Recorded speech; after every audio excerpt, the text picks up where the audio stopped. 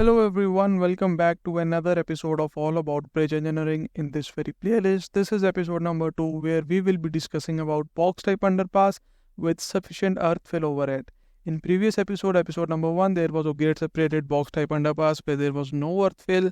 However, in this very case, there is a clear cut indication of sufficient earth fill over the top slab.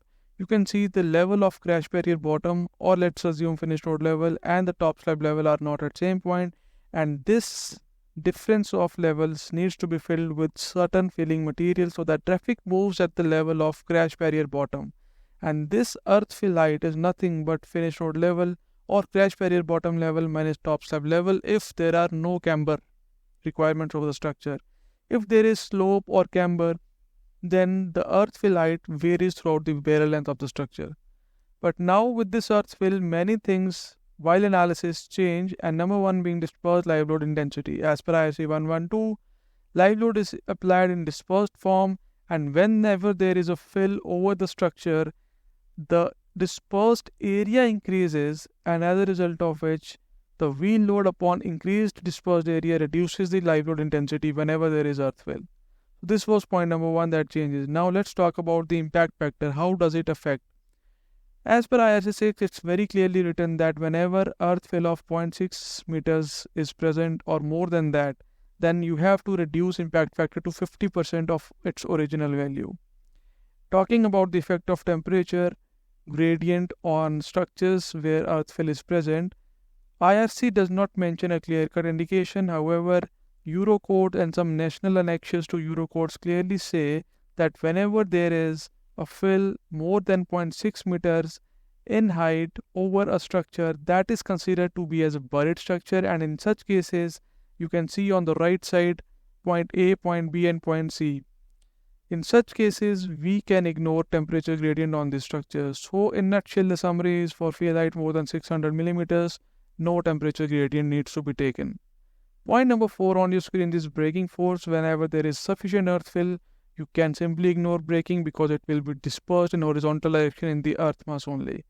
Now with the increase in earth fill, the height of the earth retained increases, and we know that earth pressure is directly proportional to height. That is why earth pressure increases, and it also imposes some additional weight over the top slab. Now whenever there is earth fill, we don't need bracket or corbel at the walls, and hence approach slab is also not required, which was there in episode number 1. If you don't recall it, I would suggest you to go to episode number 1. There you will see that corbel or bracket is present at walls. Now let's talk about some other components of this box type underpass which are very important when there is fill. For example, the perpendicular cantilever retaining walls, if the structure is non-skew.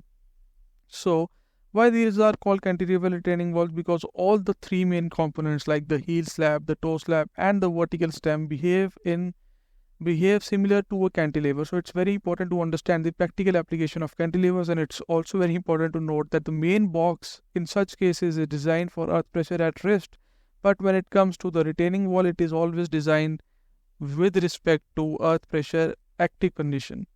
Now how to select the dimensioning of these retaining walls? Let's talk about the foundation first.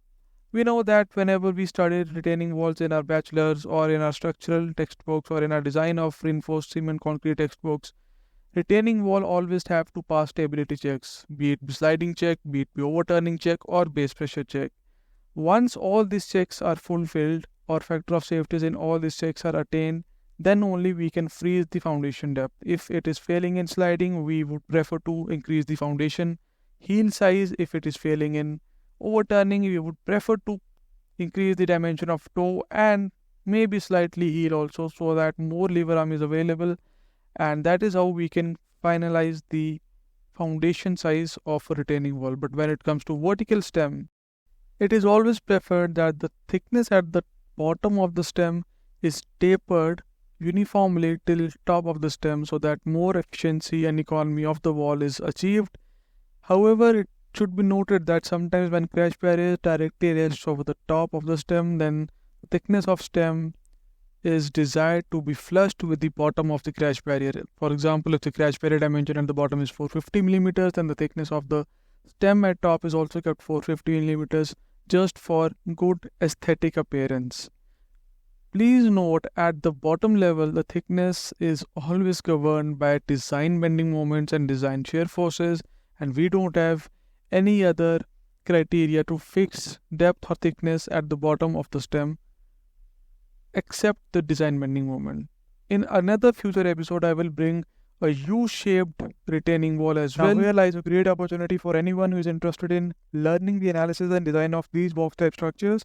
I have created a 35 session series on design of multi-cell box type bridges. You can see a glimpse of it on your screens. You can pause the video and check the contents.